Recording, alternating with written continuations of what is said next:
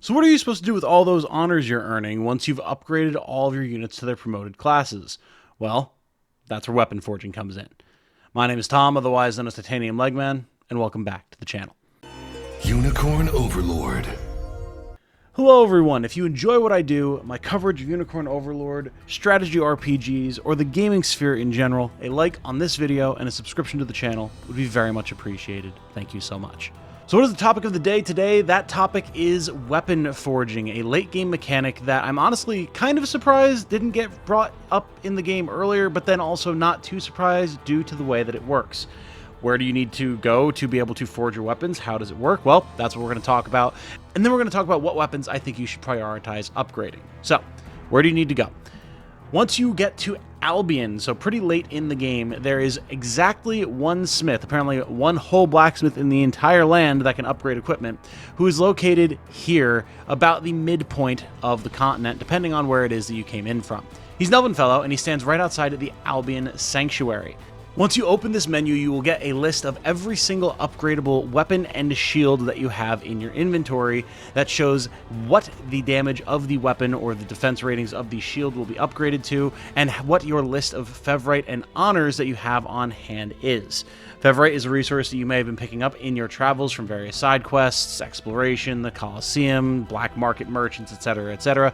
And honors, of course, is something that you will have been building up from doing pretty much anything in the game over the course of the game. Pretty much every single piece of gear that you can upgrade is going to require 50 honors and 1 Fevrite. In fact, I believe that's the case for literally every single one. And what it does is it maxes out the relevant stats of the weapon. For a physical weapon, such as, say, this Icefall Axe, it will max it out from 19 physical attack to 25 physical attack. That is as high as almost any weapon in the game can go. Elaine's Holy Unicorn Blade is the one exception because, you know, it's the special sword. Or something like, say, this Dark Knight's Cleaver that has a mix of physical attack and magical attack will be upgraded to have 10 in the first and 20 in the second.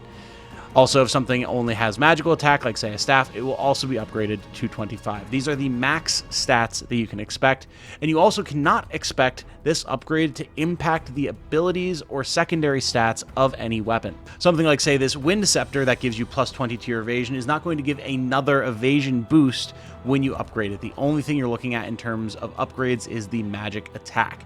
For shields, the two things you can expect to increase are your physical defense and your guard rate. This is a little bit perturbing for some things that give, that are magic defense shields. You'll notice they don't even show up in this list because you are only able to upgrade physical defense and guard rate. But again, you can upgrade both, and that's really good. You'll get 8 physical defense and 30% guard rate for regular shields, and a 16 physical defense and 40% guard rate for great shields. And for some of these, that can be a pretty weighty boost. So you want to be able to upgrade a bunch of different gear, obviously, if it's going to upgrade it to its maximum possible stats. But there's not a lot of Fevrite to go around, or at least there isn't when you get to the first blacksmith. So what can you do? You have two primary options. First of all, you can go to the black market merchant of Albion. You, of course, need to make sure that you go at nighttime, but when you do, he will have Fevrite on sale for a very hefty price. This is not a very economical way to acquire more Fevrite. You can do this, but it's going to cost you a pretty penny. So unless you've been grinding up a lot of gold or not spending much gold, it's gonna be pretty hard to get more than like 3 or 4 pieces of Fevrite in a given shot. But still, that's 3 to 4 upgraded weapons or shields, so that's pretty good. The other thing that you can do is head to the Albion Quarry. Here you're going to be able to mine for a variety of different things, treasure maps, different ores, etc. But what we're looking for here is Fevrite, and you can actually find it in a decent abundance. You're not going to get it on every single mining trip. If you haven't found all of the treasure maps, you'll find those. You may also find meteorite or other such things, but you can find Fevrite here, so if you spend a little bit of time digging, you will be successful. This is definitely my recommended way of acquiring more Fevrite. You can also go to the Colosseum and do some online, offline battles and earn some Fevrite that way, but yeah, it's going to be dependent on what the meta is, what teams you're able to put together at the given moment. If you're worried about upgrading gear to get to the end of the game, you're probably not in a state to be able to win in the Colosseum regularly, which is going to make it harder to get Fevrite. So I recommend just settling down, putting on a podcast or a video, TV show, something like that, and grinding out some mining. It's a fun little mini game. You'll get a bunch of other good resources in the process, things you can sell to then buy more Fevrite from the black market merchant, and you'll get stocked up pretty quick. Once you have all of the Fevrite that you could possibly want, and presumably the honors to go along with it, let's head back to the blacksmith, and I can give you my recommendations on what you upgrade. Also, by the way, you should really be totally fine for honors if you haven't been buying a ton of different generic units like I have, getting them all promoted. If you're playing the game and using the uniques, maybe recruiting a couple generics here and there, you probably have plenty of honors by the time you get here. Now, when looking at what gear you want to upgrade, there's a couple of important things to keep in mind. First of all, it's not bad to take something like, say, this Meteorite Lance and use a Fevrite and some honors on it to increase it from 24 to 25. Extra damage is extra damage. There's nothing wrong with that. However, it is still only 1 point of damage and not on a particularly useful type of weapon. If you have someone that wants max HP and guard rate, maybe a Legionnaire that you're particularly invested in, then yeah, they'll be very happy to get an upgraded Meteorite Lance, but they'll also be pretty okay with it just having one less point of attack. The thing that I recommend looking at first over anything else is any sort of lower power gear that nonetheless has really good utility. Let's take, for example, the Sanguine Axe, or really any of the Sanguine weapons. These are very powerful weapons. They typically do have very good attack stats as it is, especially for the point in the game that you get them, and they give you the unique Sanguine attack. It allows you to attack a single enemy and recover HP equal to 50% of the damage dealt. However, by this point in the game, their attack stat will have fallen off a fair bit, and also its skill scales off of how much damage you do. So, by increasing its damage from 16 to 25, an increase of nearly 50%, you're going to be dealing a lot more damage and as a result healing far more, making any sort of drain tank that you have one of these weapons on far more efficient. Some other good examples are the bandit weapons or the dragon bone weapons. Again, not necessarily axes, it just happens to be the category that we're in. The bandit weapons give you evasion and extra gold on kill and also have a physical attack of 16 like the sanguine weapons.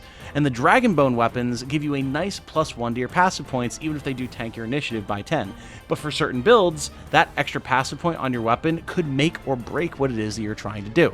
So now having another +10 physical attack on that weapon is going to make whatever character you have it on far more effective.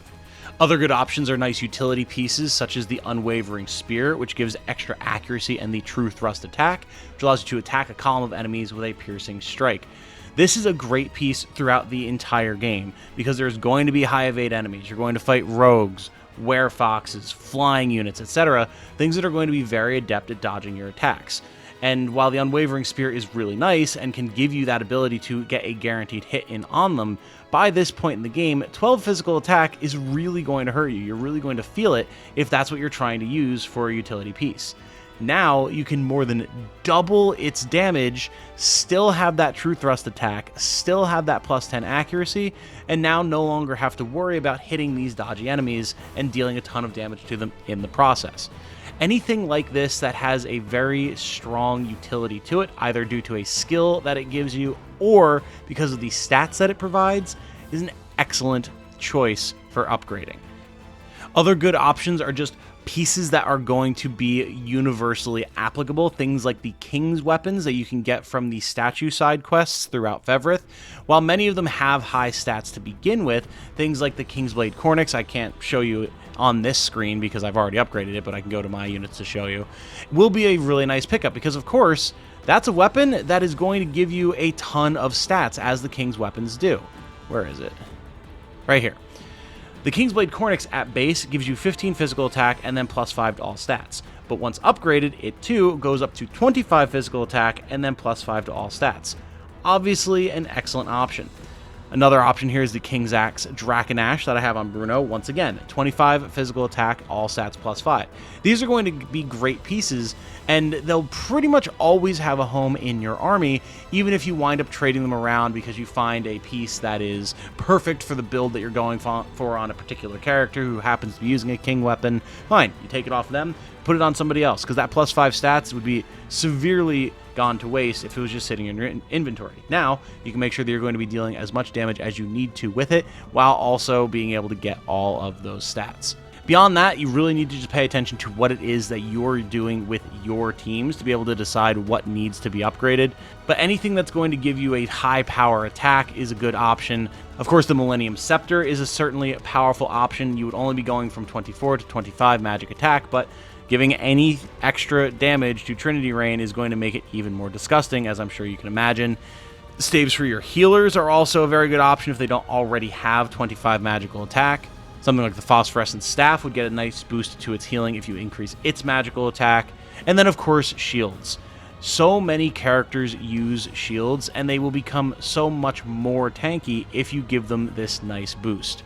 Something like the Azure Crest shields are a great option. Same thing for the Azure Crest Great Shield. You can see I've got all of these upgraded because the guard efficiency and the passive point are huge, and making them as physically tanky as possible while also giving that extra utility to your units is great. Other options like the Mirage Great Shield would also be hysterical because not only would you get the extra 50 evasion from using it, but you could also get the maxed out physical defense and guard rate for it, as long as you can actually use it. There are some items that you can't use these on. As a matter of fact, the Mirage Great Shield is actually not one of them. Fair enough. So see, there will be some things that you can't upgrade because it would just be a little too ridiculous. But the point still stands. Anything that is going to be a really strong utility piece that you can use on a number of different characters and that has unique abilities and stat boosts on it are a great candidate for these upgrades.